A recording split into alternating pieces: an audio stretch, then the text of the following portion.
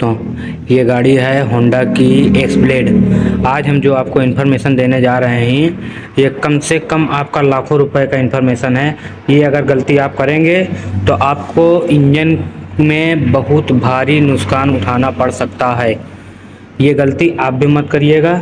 ये आप देख सकते हैं कस्टमर ने क्या किया है।